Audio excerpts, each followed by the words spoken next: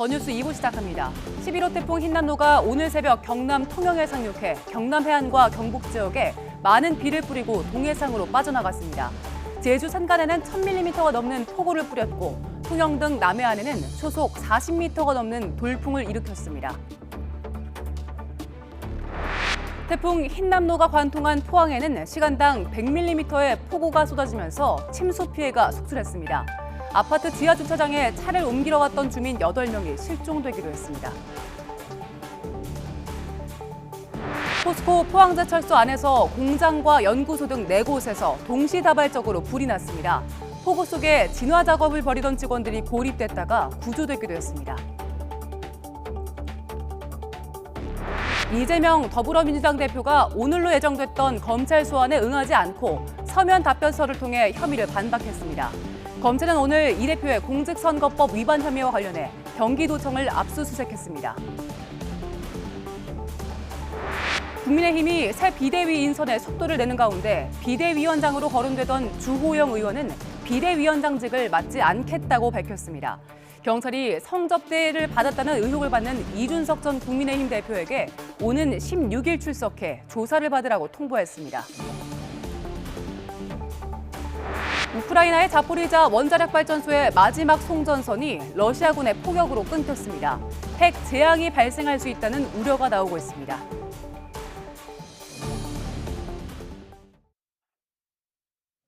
네, 태풍은 동해로 빠져나갔습니다만 포항과 울산에 큰 비를 뿌리면서 적지 않은 피해가 발생하고 있습니다. 특히 포항시 아파트 2곳의 지하 주차장이 태풍으로 침수되면서 지금까지 주민 8명이 실종됐다는 신고가 접수됐습니다. 이들은 지하 주차장에서 차량을 빼려다가 갑자기 물이 들이차면서 빠져나오지 못한 것으로 전해지고 있는데요. 현장에 YTN 취재기자 나가 있습니다. 이준엽 기자. 네, 경북 포항시 남구에 있는 한 아파트에 나와 있습니다. 네, 구조 작업을 서둘러야 될 텐데요. 어떻게 진행되고 있습니까? 네, 보시다시피 제 뒤에 있는 저 지하 주차장이 바로 7명이 실종됐다는 신고가 들어온 곳입니다. 배수 펌프가 계속해서 물을 빼내는 작업을 했는데도 아직까지 입구에 물이 들어차 있는 모습인데요. 방금 전까지는 배수 펌프가 돌아가고 있었는데 지금은 지게차가 하얀 승용차 입구에서 미처 빠져나오지 못한 차량을 빼내는 작업 중인 모습을 보실 수 있습니다. 이 차량을 빼내고 여기 물을 다 빼내야지 이 안에 있는 구조 작업을 시작할 수 있다는 입장인데요. 포항시 남구 인덕동의 한 아파트 지하주차장에서 주민 7명이 실종됐다는 신고가 접수된 건 오늘 오전 7시 40분쯤입니다. 이들은 오전 6시 반쯤 지하주차장이 침수되고 있다는 관리사무소의 방송을 듣고 차를 이동하기 위해 나간 것으로 알려졌습니다. 그런데 갑자기 물이 들어차면서 연락이 끊긴 것으로 전해졌는데요. 물을 빼야만 구조작업도 할 수 있어서 소방당국은 우선 동력 펌프 등을 이용해 지하주차장에 물을 퍼내면서 실종자가 있는지 확인하고 있습니다. 현재 배수율은 10% 남짓으로 전해졌는데요. 지금 실종자 수는 가족이나 목격자 등의 이야기를 종합해서 추정한 숫자여서 차후 늘어날 수도 있는 상황입니다. 앞서 포항시 남구 오천읍의 한 아파트 지하주차장에서 66살 A씨가 차를 빼기 위해 나간 뒤 연락이 끊겼다는 신고가 들어와 소방대원들이 주변을 수색하고도 있습니다. 아침 8시쯤에는 포항 남구 오천읍 도로에서 70대 여성이 급류에 휩쓸려 실종된 뒤 인근에서 1시간여 만에 숨진 채 발견됐습니다. 태풍 흰남노로 인한 침수 피해로 포항시 곳곳 인명피해가 잇따르고 있는데요. 자세한 소식은 더 들어오는 대로 전해드리겠습니다. 지금까지 경북 포항시 남구에 있는 아파트에서 YTN 이준엽입니다. 네, 지금 들으신 것처럼 포항시에 있는 아파트 지하 주차장입니다. 지금 제 오른쪽에 화면 보고 계실 텐데요.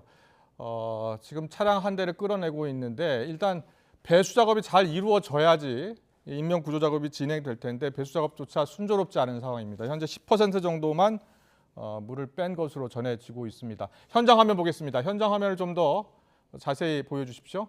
네, 지금 입구, 지하 주차장 진출입로죠. 진출입로 입구를 보고 계신데요. 물이 가득 차 있습니다. 10%도 물을 빼지 못한 것 같이 보이는데요. 지금 일단 배수 작업이 진행이 되고 있는데요. 물을 빼야지만 구조 작업이 이루어질 테니까요. 사고를 요약 정리해 보면 오늘 아침에 있었던 일입니다. 오늘 아침 6시 반쯤에 지하 주차장 내에 차량을 이동하라는 관리 사무실의 안내 방송을 듣고서 주민 7명이 내려간 겁니다. 포항구 남구 인덕동의 아파트인데요. 지하 주차장으로 내려가서 차를 빼려는 순간에 갑자기 물이 쏟아진 겁니다. 빗물이 쏟아진 거죠. 오늘 포항에서는 무려 약 400mm의 큰 비가 내렸습니다. 태풍이 지나가고 나면서 큰 비를 뿌리고 지나간 건데요. 한꺼번에 많은 비가 내리면서 배수 작업이 순조롭게 이루어지지 못한 것으로 보입니다. 지금 현장 화면 보고 계십니다. 군인도 나와 있고요. 소방구조대원들도 나와 있습니다만 물을 빼야지 구조 작업이 진행이 될 텐데 물을 빼지 못하고 있습니다. 배수 장치를 작동하고 있는데도 물이 다 빠지지 않고 있죠. 지금 진출입로 입구가 물로 가득 찼고요. 진흙탕 물로 보입니다. 물을 빼야지 구조 작업이 진행이 될 텐데 전혀 지금 구조 작업이 순조롭게 진행되지 못하고 있는 그런 화면 보고 있습니다. 네, 지금 현재 속보가 또 들어와 있는데요. 윤석열 대통령이 이곳 현장을 방문할 것을 검토하고 있다는 뉴스 속보도 들어와 있습니다. 대통령실 고위 관계자가 YTN에 대통령과 참모들이 수해 현장을 찾을 예정이다. 특히 포항에서 인명피해가 난 데다 실종자들이 있고 수색하고 있는 만큼 그곳을 찾는 방안을 논의하고 있다라는 속보도 들어와 있습니다.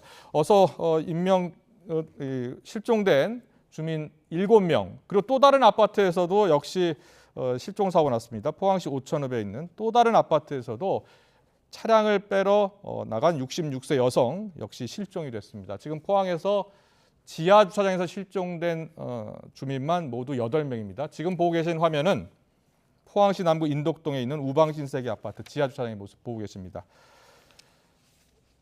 네, 태풍 흰남노는 일단 동해로 빠져나갔습니다만 지금 보신 것처럼 지하 주차장에서 실종자들이 속출하고 있습니다. 지금 8명의 실종 신고가 접수됐고요. 인명 구조 작업이 진행되고 있는데 순조롭지가 않을 것 같습니다. 인명 구조 속보가 전해지면 바로 또 연결해서 전해드리겠습니다. YTN 김영수입니다.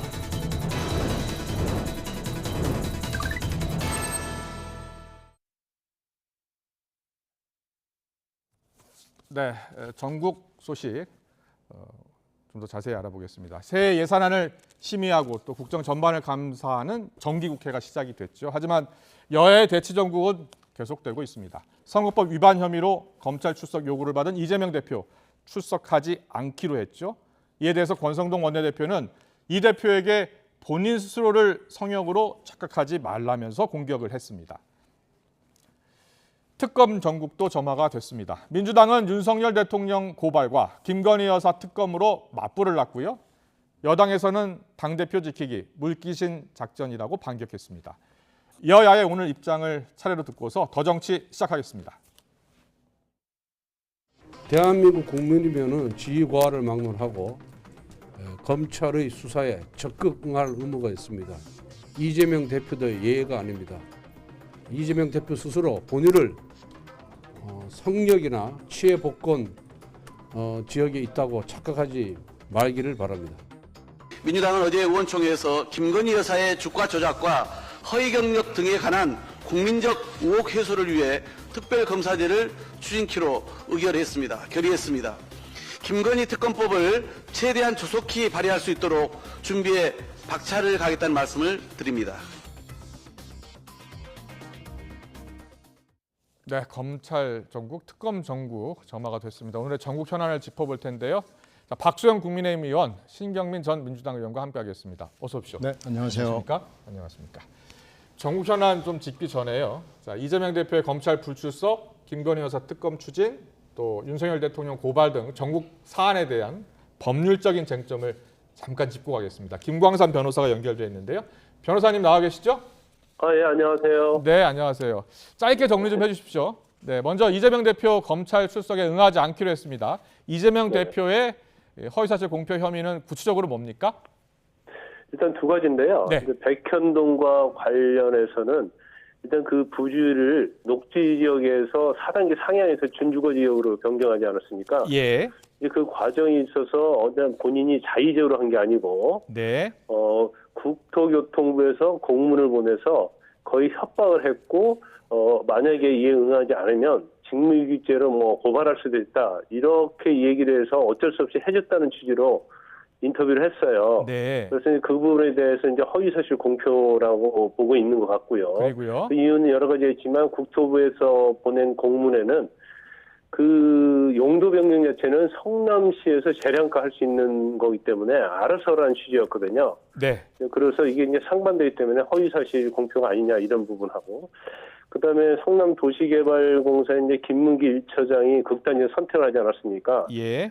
그런데 1처장이 성남도시개발공사 1처장으로서 대장동 개발과 관련해서 깊숙이 관여를 했는데, 이재명 당시 후보가 김문기 처장을 잘 모른다고 얘기를 했거든요. 네.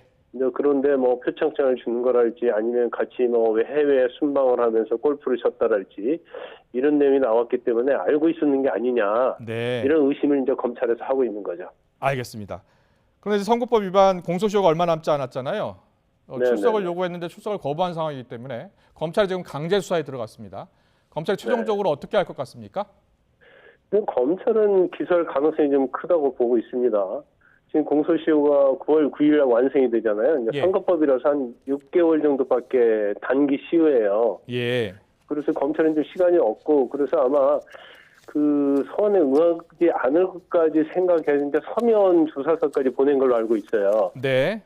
그러면 사실 현재 민주당은 당론으로 출석을 거부하기로 했고, 또 이재명 의원도 출석하지 않겠다고 했기 때문에 네. 결국 이제 서면으로 조사를 받는 것을 이제 대체할 가능성이 크다, 이렇게 볼 수가 있는데, 네. 원칙적으로 이런 사건은 사실은 대면 수사가 맞긴 하죠. 네. 왜냐하면 서면 질의를 하고 서면 답변을 하면 사실 질의는 고정되어 있는 거고 답변도 거기에 대해서 그냥 뭐 서로 공방을 할 수 있는 그런 조사는 아니잖아요. 예. 그렇지만 여러 가지 이제 정치적인 어떤 검찰의 어떠한 의도가 있다, 이렇게 민주당에서 보고 있고 이재명 의원도 보고 있고, 그렇기 때문에 서로 굉장히 대척점이 있어요. 그래서 네. 결과적으로 뭐 검찰서도 서면 조사가 가능하다고 했기 때문에 서면 조사를 하는 걸로 조사는 마무리가 되고, 제 개인적으로 볼 때는 검찰은 9월 9일 이전에 기소할 가능성이 좀 크지 않나 싶습니다. 알겠습니다. 그리고 민주당 같은 경우에는요, 도이치모터스 주가 조작에 김건희 여사가 관련됐다는 새로운 증거로 1인 매매 녹취록 보도를 예로 들고 있습니다. 그래서 특검을 추진하기로 했는데요. 국민의힘은 오히려 관련이 없다는 증거라면서 왜곡 보도라는 입장이고요. 이 사안에서 쟁점은 무엇이라고 보세요? 일단 뭐 지금 녹취록 자체는 도이치모터스 주가 조작과 관련된 재판에서 나온 거거든요. 네. 그래서 그냥 1인 매매를 했다고 한다면 구태여 증권회사 직원이 전화를 해서 뭐 사도 될까요? 이런 식으로 물어볼 필요가 없고, 예. 또 얼마에 사라고 김건희 여사가 말할 필요가 없다는 거죠. 네. 그렇기 때문에 이건 주가 조작이 명백하다, 이렇게 보고 있는 것 같고요. 예. 근데 일반적으로 주가 조작은 이제 그 관련된 계좌를 1인 매매해버려요. 네. 그래서 아이디와 비밀번호 같은 걸 다 주고 거기서 알아서 사고 팔게 하는 거거든요. 네. 그래서 이제 녹취록의 일부만 공개됐기 때문에 과연 이 녹취록만 가지고 주가 조작에 같이 공범으로 볼 수 있는지 여부, 네. 이런 것들은 이제 검찰에 제출된 증거를 잘 살펴보지 않으면 네. 녹취록 하나만 가지고 주가 조작에 관여했다, 이렇게 판단하기는 어려울 것 같습니다. 네. 알겠습니다. 마지막으로요. 네. 박홍근 원내대표가 김건희 여사 관련 특검을 거듭 주장하고 있고요. 그리고 네. 민주당은 윤석열 대통령을 허위사실 공표로 역시 고발하기로 했습니다. 네. 윤석열 대통령에 대한 실제 수사 가능성, 그리고 김건희 여사 특검 가능성 어떻게 보고 계세요? 일단 대통령에 대해서는 재직 기간 중에는 소치할 수 없도록 되어 있죠. 네. 그래서 이제 수사는 할 수 있다는 의견이 있고 수사도 못한다는 의견이 있어요. 예. 저는 이제 개인적으로 수사는 할 수 있다고 봅니다. 예. 하지만 기소 자체는 헌법상 할 수가 없어요. 아. 그래서 아마도 수사는 하지 않고 대통령의 재임 기간이 끝났을 때 다시 수사를 시작할 수가 있습니다. 왜냐하면 헌법재판소 결정에 의하면 시효가 중지되도록 그런 해석을 하고 있거든요. 네. 사실 그것도 맞다고 봅니다. 그래서 예. 바로 수사하기는 어렵다고 볼 수 있고요. 예. 그다음에 이제 탄핵, 김건희 여사에 관한 탄핵과 관련된 법률은 아마 민주당에서 얘기하는 것은 상설특검법이 아니고 이제 개별특검법을 말하는 것 같습니다. 예. 그러면 이제 새로운 법을 만드는 거거든요. 네. 그런데 현재 지금 법사위원장이 국민의힘 김도훈 의원이지 않습니까? 예. 그래서 이제 법사위가 과연 통과할 수 있을까 그런 문제가 있고, 뭐 일부에서는 패스트 트랙으로 하면 된다는 또 얘기를 하고 있어요. 예. 그래서 앞으로 굉장히 좀 논란이 많이 있을 것 같고, 네. 설사 김건희 특검법이 통과된다 하더라도 네. 이제 대통령이 거부권을 행사할 수 있거든요. 아, 그렇기 때문에 이제 특검법을 하겠다고 당론으로는 정했지만 네. 과연 이게 통과될지 또 법으로 시행될지 그것은 험난한 길이 애고되어 있습니다. 알겠습니다. 오늘 쟁점 짧게 짚어봤습니다. 김광삼 변호사와 함께했습니다. 전국 현안을 두 의원님께 이제 여쭤보려고 하는데요. 먼저 이재명 대표 결국 불출석을 선택했잖아요. 네. 예, 의총에서도 그렇게 권유를 했고 본인도 이렇게 결정을 했습니다. 신경미 전 의원께서는 이 선택을 잘했다고 보십니까? 좀 그렇게 갈 수밖에 없죠. 예. 검찰도 처음에 서면 조사를 8월 중순에 요청했다가 시한이 지나니까 다시 출석해달라고 보낸 거 아니겠어요? 그러니까 예. 서면을 처음에 생각을 했다는 거 아니겠어요? 그러니까 서면으로 뭐 하는 게 맞겠죠. 그리고 어차피 이 기소를 예. 막을 수가 없습니다. 9월 9일이라는 공소시효가 있고 예. 지금 이 공소시효에 맞춰서 여러 가지 사안들이 진행이 됐고 이 검찰 수사는 지극히 정치적일 수밖에 없고요. 대응도 물론 정치적이고요. 네. 그래서 갈 수는 없고 가봤자 기소를 바꿀 수는 없고 아마 자료 화면으로 아마 앞으로 뭐 한 달 정도는 계속 이게 리플레이 재방영되면서 당당한 이미지를 물론 나가면은 얻을 수는 있을지 모르지만 네. 당당한 이미지보다는 피의자 이재명 그리고 검찰에 출두하는 이재명 이 이미지를 얻을 수밖에 없기 때문에 안 나가는 것이 현명한 선택이죠. 네. 물론 그런데 이재명 대표의 경우에 보면 안 나가는 것도 명분을 찾아야 되기 때문에 굉장히 치밀하게 한 흔적이 있습니다. 9월 1일 날로 다시 돌아가 보면은 네. 문자 노출을 통해서 보도 자료를 뿌린 거 아니겠어요? 전쟁입니다. 네, 전쟁입니다. 예. 그게 9월 1일 날 아침에 이미 다 보고가 된 건데 9월 1일 날 오후 3시에 본회의장에서 턱 꺼내서 전쟁입니다라고 네. 보고하는 것을 한 건 문자 노출을 통한 보도 자료를 뿌렸고 그다음에 의총을 통해서 안 나가는 명분을 만들었고 예. 그리고 이제 여러 가지 대응책을 세웠기 때문에 일단은 의원들이 의총에서 반대되는 의견을 얘기할 수가 없는 분위기가 됐고요. 이런 거 보고 이제 시나리오 의총이라고 그러는데 예. 국힘당도 시나리오 의총 많이 했거든요. 그렇군요. 근데 이제 예. 민주당도 시나리오 의총을 통해서 명분을 만드는 거죠. 알겠습니다. 이재명 대표의 수사는 어떻게 보면은 이게 정치적인 수사이고 또 거기에 맞대응해서 안 나가는 게 맞다 이렇게 보고 계시고 그 명분을 찾기 위해서 치밀하게 준비한 것도 보인다 이렇게 이야기를 했습니다. 국민의힘에서는 이재명 대표가 출석하지 않은 것에 대해서 성역은 없다 이런 이야기 하고 있는 것 같고요. 그리고 김건희 여사 특검은 어떻게 보고 있는 거죠? 특검 문제는 사실 지난번 그 윤석열 대통령께서 검찰총장이던 당시에 네. 추미애 장관과 박범계 장관 있지 않았습니까? 예. 그 2년 동안 탈탈 틀었던 거거든요. 네. 그래도 아무것도 안 나왔던 거를 다시 이제 끌고 나오는 지금 물타기라고 보고 계시는 예, 겁니까? 물타기죠. 완전 물타기인데다가 이게 나올 것도 없는 걸 한 이거밖에 카드가 없느냐 예. 이런 생각을 하면 민주당의 입장도 참 답답하겠다 이런 생각을 하게 됩니다. 네, 이게 정치적인 수사이다 이렇게 보고 계시는데. 정치적인 수사를 넘어서 그럼 정치를 너무 비하하는 얘기가 되고요. 예. 생존 전략이다. 이재명 그 의원이 출석하지 않는 것부터 시작해서 예. 특검에 물타기하는 것까지 전부 예상된 수순들인데 이것은 이재명 의원이 생존하기 위해서 네. 개항을 출마, 당대표 출마, 그다음에 검찰의 불출석, 이번에 특검 이런 것까지 전부 목표는 단 하나다. 네. 이재명 의원 살리기. 그 목표 하나로 지금 추진하고 있는데 안타까운 것은 민주당이라고 하는 역사와 전통을 가진 정당에서 예. 의원들까지 의총에서 동원돼서 이재명 살리기에 들어갔다는 것이 좀 안타까운 일이죠. 사실 네. 이재명 의원의 의혹은 당하고는 상관이 없는 겁니다. 개인적인 의혹입니다. 국민의힘에서는 이게 이재명 살리기, 이재명 대표 살리기, 또 이재명 로펌이냐 민주당이 이렇게 그 얘기 갑자기 했더라고요. 또 나왔더라고요. 그런데 윤 대통령 고발건도 있어요. 이제 네.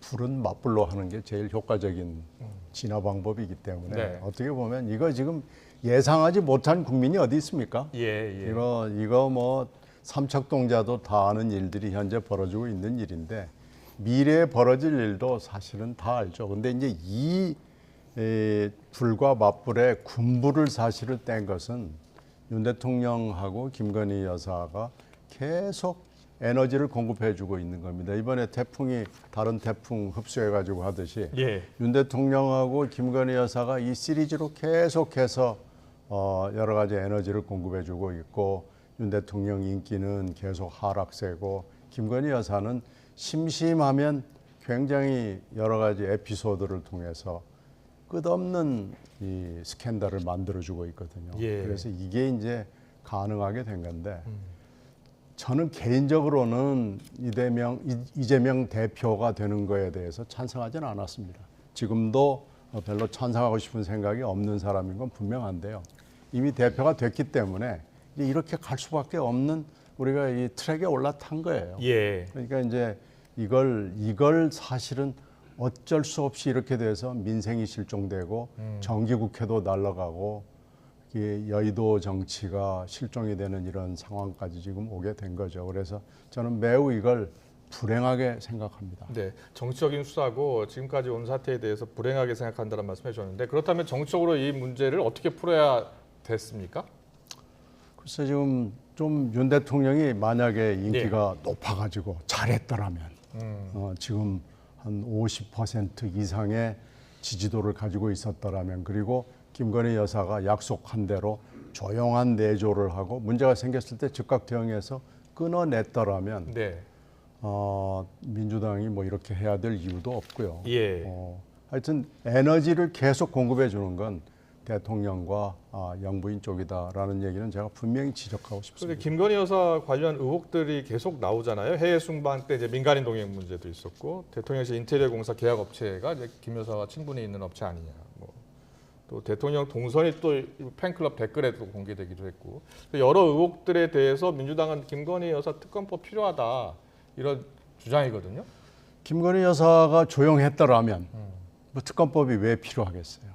근데 이게 이제 특검법 대상이 되느냐 안 되느냐 하고 말은 많고 일단 특검법이 아까 김 변호사가 쭉 설명했듯이 정치적 절차, 여의도의 절차, 국회의 절차를 통해서 진행이 되기가 굉장히 어려운 건 인정합니다. 김도 법사위원장이 있고 대통령 그렇죠. 거부권도 있고 그리고 이렇게 뭐 첩첩이 장애 요인이 있어요. 그런데 끊임없이 뭔가 문제를 제공하고 오늘 또 네. 그 교수들이 모여가지고 논문 얘기를 했잖아요. 예. 이게 논문이 아니고 이건 뭐 표절이라고 얘기하기도 부끄러운 수준의 논문이다라고 돼 있는데요.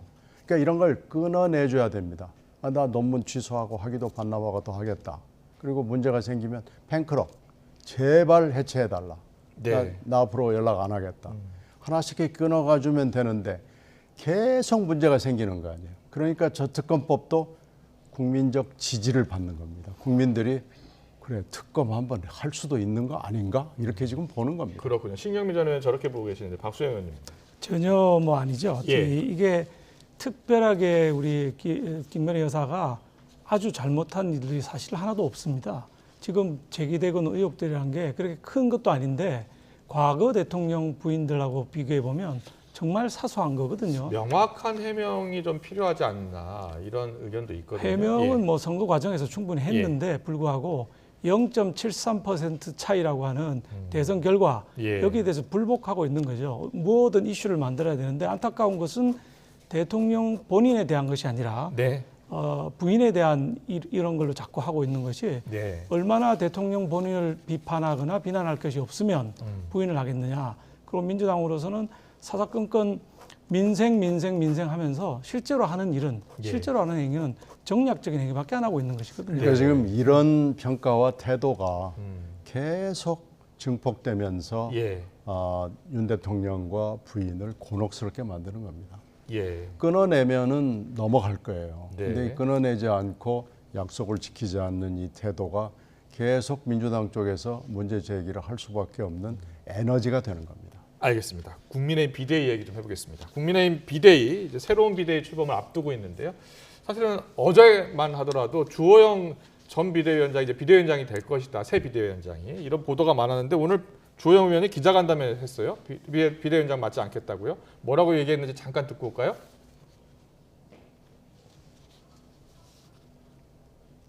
그래서 이번에 새로 출범하는 비대위는 새로운 분이 맡아서 새 기본으로 출범하는 것이 맞다는 생각이 들어서 저는 당으로부터 다시 비대위를 맡아달라는 제안을 받았습니다마는 그런 이유로 제가 맞지 않는 것이 좋겠다는 의견을 말씀드렸습니다. 새술은 새 부대에 담는 것이 좋다는 취지에서 훨씬 더 좋은 분을 모시도록 당에 건의를 드렸고 그런 이유로 저는 맞지 않는 것이 좋겠다는 말씀을 드렸습니다. 위원장을 고사했는데 바로 보도가 나온 게요. 박주선 전 국회의장이 국회 부의장이 차기 비대위원장이 될 가능성이 높다는 보도가 계속 나오고 있습니다. 실제로 가능성이 높은 겁니까?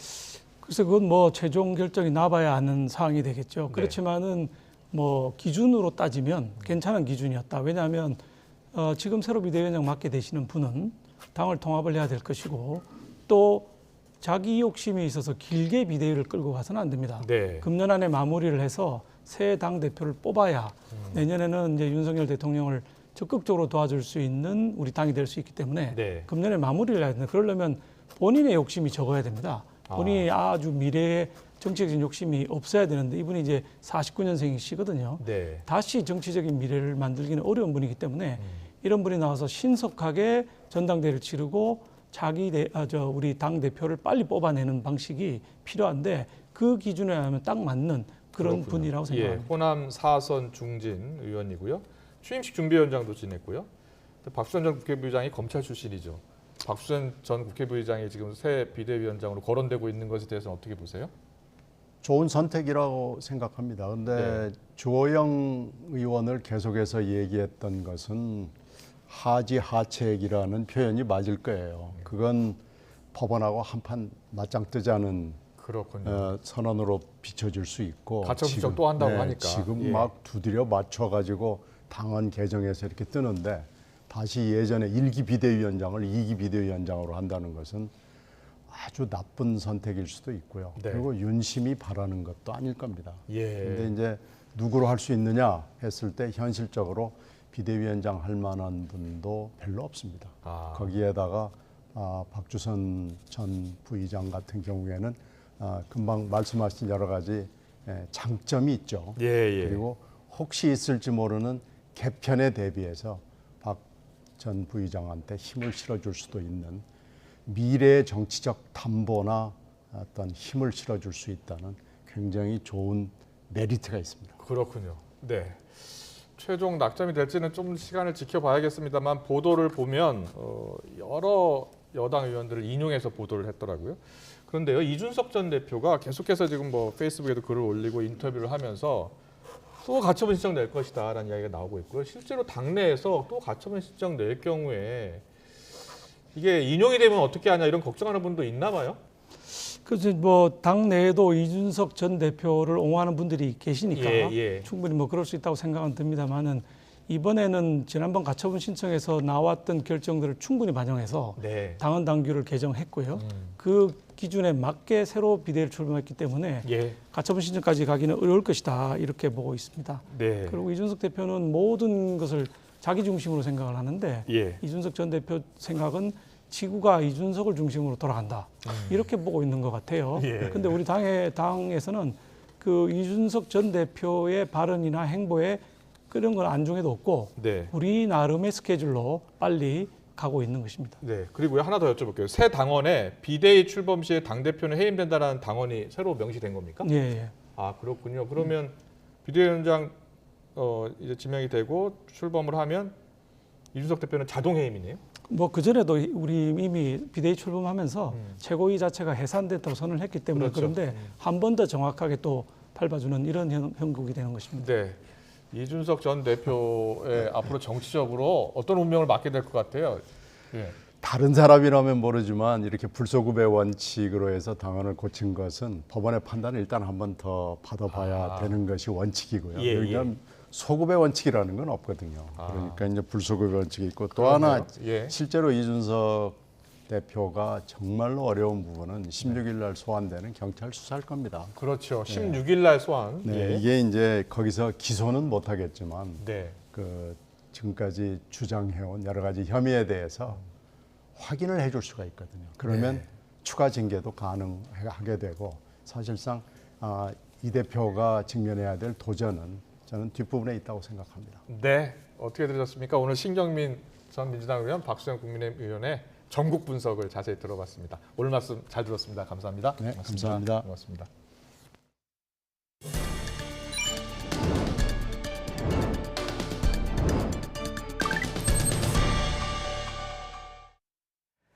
오늘 새벽 경남 거제 부근에 상륙한 태풍 흰남노는 경남 지역을 관통해 경북 포항으로 빠져나갔습니다.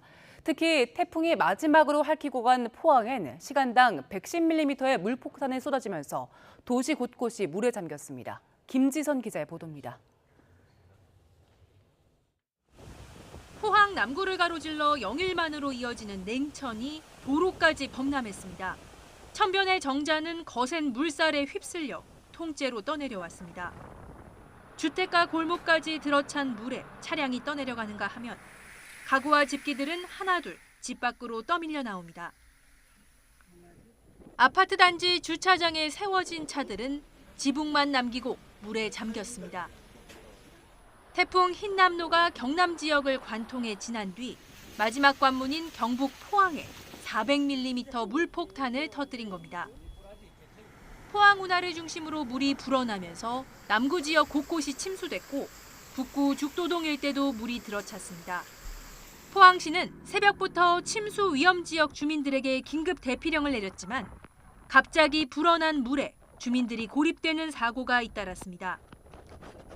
남구 오천읍 도로에서는 70대 여성이 가족과 함께 대피소로 가다 급류에 휩쓸려 숨졌습니다. 태풍이 빠져나간 뒤에도 하천, 저수지 범람 우려로 주민 대피령이 이어졌습니다. 유치원과 초등학교는 대부분 임시 휴업하고 중고등학교는 학교장 재량으로 휴업하거나 원격 수업을 진행했습니다. 포항과 울진을 출발해 울릉도, 독도를 연결하는 여객선은 모두 끊겼고 포항 동빈항에는 수백 척이 피항해 평소보다 3배 정도 많은 650여 척의 발이 묶여 파고가 가라앉길 기다리고 있습니다. YTN 김지선입니다. 이번 태풍, 애초 우려했던 것보다는 세력이 다소 약해진 상태로 남해안에 상륙했습니다. 하지만 남해안에보다는 오히려 경북 동해안에 강한 비가 집중되며 피해가 커졌습니다. 태풍 흰남노의 특성을 김진두 기자가 분석했습니다. 태풍 흰남노는 제주도를 스치듯 지나 경남 거제에 상륙했습니다. 이어 경남 내륙을 관통한 뒤 울산 앞바다로 진출했습니다. 거제 상륙 당시 흰남노의 중심 기압은 955.9헥토파스칼, 예상했던 950헥토파스칼보다는 높았습니다. 역대 가장 강한 세력을 지녔던 태풍 사라와 태풍 매미보다 약한 태풍으로 기록됐습니다. 관측된 바람은 최대 초속 43.7m, 역대 5위권에도 들지 못했습니다. 이 약화된 원인 중에 하나는 결국은 북쪽에서부터 내려오는 기압골이 그때 위성 영상을 보시면 그 건조 공기가 그 기압골을 뚫고 남하하고 있는 모습들을 확인하실 수 있는데요. 이렇게 유입된 건조 공기에 의해서 하지만 남해안에 상륙한 태풍으로 인해 피해는 속출했습니다. 특히 태풍이 상륙한 경남 남해안보다 경북 포항과 경주 지역에서 피해가 더 컸습니다. 이유는 폭우 때문입니다. 반시계 방향으로 돌아가는 태풍 비구름과 수증기가 경북 도계항과 부딪히며 비구름이 더 강하게 발달했기 때문입니다. 포항에 400mm 가까운 비가 내린 반면 거제는 183.6mm에 그쳤습니다. 포항은 무슨 특징이 있냐면 태풍이 글로 들어가게 되면 어떤 바람이 오냐 동풍이 들어옵니다. 그러니까 뜨거운 공기가 바다에 있는 공기를 같이 해서 지형에 부딪히게 되면은 상승 효과가 가미가 되거든요. 애초 우려했던 최악은 피했지만 전국을 긴장시켰던 가을 태풍 흰남노. 제주도와 영남, 울릉도 지역을 헤치고 지나가며 비바람 피해를 남겼습니다. YTN 김진우입니다. 기상 조건이나 계절에 따라 가격 변동이 큰 품목을 모아서 집계한 것을 신선식품 지수라고 합니다. 주부들이 느끼는 장바구니 물가에 가까운 지표죠. 지난달 신선식품 지수를 살펴보니 지난해 같은 달과 비교하면 무려 14.9%나 상승했는데요. 이렇게 농산품 가격이 오른 이유, 날씨 탓이 컸습니다. 지난달 전국적으로 폭염이 온 뒤에 수도권과 강원, 충청 지역에 폭우가 내렸죠. 이런 날씨가 농산물 수급에 영향을 미친 겁니다. 품목별로 가격이 얼마나 올랐나 보니까 호박이 지난해보다 83% 넘게 값이 올랐고요. 배추는 78%, 그리고 오이도 69% 넘게 값이 올랐습니다. 올라도 너무 올랐죠. 상황이 이렇다 보니 정부도 추석을 앞두고 물가 안정을 위한 정책 수단을 총동원하겠다고 밝혔는데요. 특히 가격이 많이 오른 배추와 무 등 일부 농산물은 정부의 비축 물량과 농협의 계약 물량을 활용해서 지난달 말부터 이번 주까지 추가 공급에 나섰습니다. 정부가 밥상 물가를 잡기 위해 팔을 걷어붙였지만 농산물 가격 상승 흐름은 이번 달에도 계속될 걸로 보이는데요. 한국농촌경제연구원이 오늘 내놓은 보고서를 보니까 주요 농산물의 출하량이 줄어서 가격 상승이 이어질 걸로 내다봤습니다. 출하량 얼마나 줄었을까요? 풋고추는 25% 정도 줄었고요. 또 파프리카의 경우에는 17% 정도 줄었습니다. 또 오이와 호박 역시 10% 정도 출하량이 감소했습니다. 이에 따라 풋고추 가격은 지난해 9월보다 무려 89% 올랐습니다. 또 파프리카도 46% 넘게 값이 올랐습니다. 이 가격엔 태풍 흰남노의 영향이 반영되지 않아서 실제 가격은 더 상승할 가능성도 있는데요. 이런 채소값 오름세가 추석 연휴는 물론 11월부터 시작되는 김장철까지 계속될 수 있다는 우려가 나와 소비자들의 고민은 커지고 있습니다. 네, 다음 소식 전해드리겠습니다. 태풍 흰남노가 휩쓸고 지나간 자리에는 침수 차량이 속출했습니다. 전손 처리 결정이 난 침수 차량의 경우 반드시 폐차해야 합니다. 어기면 과태료가 부과됩니다. 백종규 기자입니다. 한때 시간당 100mm가 넘는 폭우가 쏟아진 경북 포항. 아파트 단지에 주차된 차량 수십 대가 흙탕물에 잠겼습니다.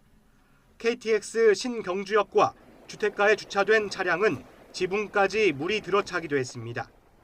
이렇게 태풍 흰남노가 휩쓸고 간 지역에서는 차량 침수가 잇따랐습니다.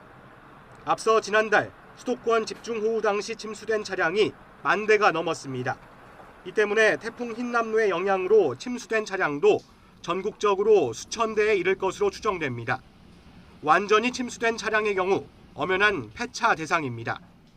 수리가 불가능할 정도, 즉 수리비가 차량의 현재 시가를 넘는 전손 처리 결정이 내려진 차량은 30일 안에 반드시 폐차해야 합니다. 어기면 300만 원 이하의 과태료 처분을 받을 수 있습니다. 물에 잠긴 도로를 지나다가 시동이 꺼진 경우에도 유의해야 합니다. 다시 시동을 걸지 말고 견인 조치해 정비를 받아야 중대 손상을 예방할 수 있습니다. 손상이 클 경우에는 수리를 받더라도 안전을 위해 가급적 폐차하는 게 좋습니다. 전자장비가 물에 잠기면서 예측할 수 없는 고장이 지속적으로 발생할 가능성이 있기 때문입니다. 부분 침수, 허리까지 올라왔을 때가 문제예요. 이게 운행 도중에 시동이 꺼진다든지 전원이 나간다든지 안전에 영향을 줄 수가 있기 때문에 또 운전자의 부주의한 운행으로 인한 침수 때는 보험사로부터 보상받기 어려울 수 있어 각별한 주의가 필요합니다. 중고차를 구입하는 사람도 조심해야 합니다. 전문가들은 보험개발원의 카 히스토리를 통한 이력 조회와 전문가를 동반한 차량 상태 확인, 매매 계약서 작성 때 침수 차량에 대한 전액 환불과 같은 특약사항 기재를 조언했습니다. YTN 백종규입니다. 오늘 0시 기준 코로나19 신규 환자는 어제보다 6만 2천여 명 많은 9만 9,837명으로 집계됐습니다. 지난주 화요일과 비교하면 15,000여 명, 2주 전보다는 5만여 명 적어 감소세가 이어지고 있습니다. 위중증 환자는 536명으로 14일째 500명대를 유지했고 하루 새 숨진 사람은 어제보다 12명 줄어든 44명입니다. 신규 환자 가운데 국내 발생은 99,564명, 해외 유입이 273명입니다. 태풍이 몰아친 오늘 새벽 현대제철 인천 공장에서도 불이 났습니다. 다행히 인명피해는 없는 걸로 파악되고 있지만 에너지 저장 장치인 ESS 시설 건물 한 동이 완전히 타버렸습니다. ESS가 화재에 취약하다는 문제가 제기되면서 안전 기준이 강화됐지만 화재가 또 발생한 겁니다. 강성욱 기자의 보도입니다. 현대제철의 태생지나 다름없는 인천시 동구 송현동 현대제철 인천 공장입니다. ESS라 불리는 에너지 저장 장치 건물에서 불이 났습니다. 순식간에 시뻘건 화염과 함께 검은 연기가 치솟아 인근 주민들의 119 신고가 잇따랐습니다. 건물은 강한 화염에 엿가락처럼 녹아 순식간에 붕괴됐습니다. 소방당국은 인명피해는 확인되지 않았으며 불을 완전히 끈 뒤 건물 내부에서 인명수색을 다시 하고 정확한 화재 원인도 조사할 예정이라고 밝혔습니다.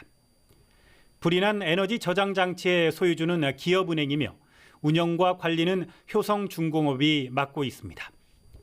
리튬이온 배터리를 사용하는 에너지 저장 장치는 화재에 취약하고 불이 나면 유독가스가 방출되고 열폭주 현상으로 연쇄 폭발이 일어납니다. 화염이 최대 섭씨 1100도까지 치솟아 화재 진압이 어려운 특성이 있습니다.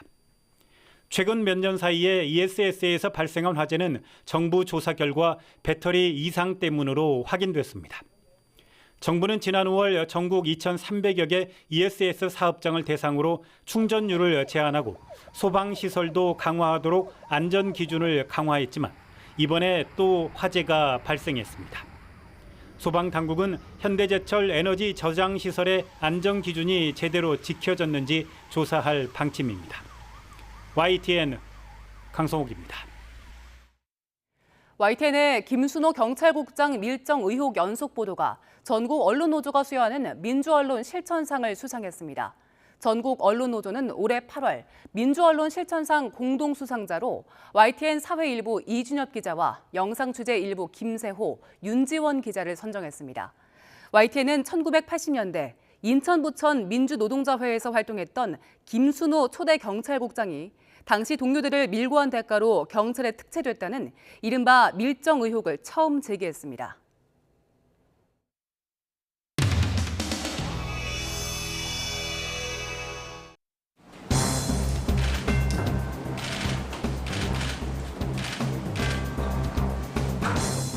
이원석 후보자 청문회가 아니라 최강욱 의원 청문회로 바꾸는 게 맞겠다. 그게 여기 계신 한 의원님은 3건의 중대 사건의 피고인이 된 이후에 법사위를 지원했습니다. 이것만으로 이해충돌 논란이 일 수밖에 없는데 또 이해충돌에 대해서 거론하셨던 조수진 의원님도 선거법 관련돼서 수사받고 재판받으시고 계시지만 우리가 또 조수진 의원님에 대해서 그런 비판도 안 해왔지 않습니까? 이해충돌 문제에 다양하게 많은 논란과 논쟁이 있어 왔습니다. 국회 차원에서 깔끔하게 정리되지 않은 차원입니다. 그런데 이해충돌 된다고 스스로 얘기하는 위원이 얼마나 있겠습니까? 고장난 레코드가 열심히 돌고 있습니다. 뭐 설마 했는데 역시나 이렇게들 하시는군요.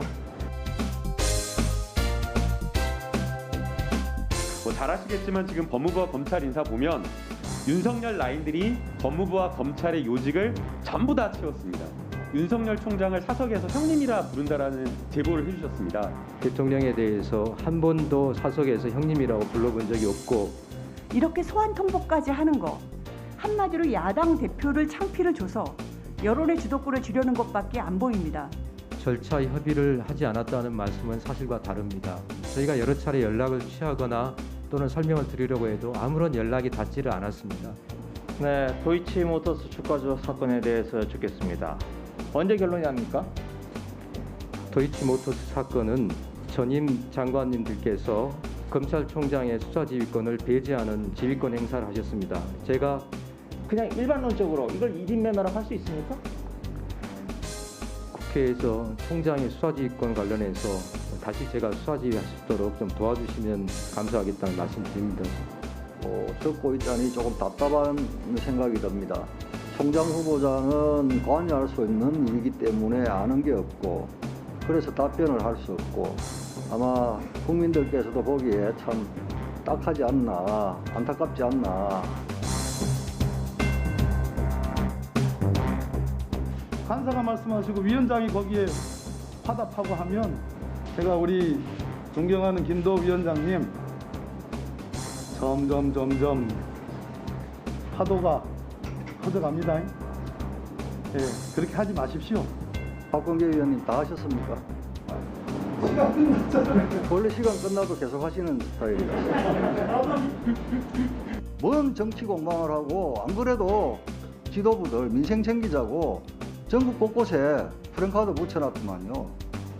특히 지금 인사청문회에서 후보자에 대한 질의를 지금 하시는 건지 그냥 국민의힘 소속의 의원으로서 정치 공세를 하시는 건지 저희들이 상임위 질의하고 할 적에 아니 지금 질의를 할 때는 좀 그래도 주로는 물어보는 입장이었을 텐데요.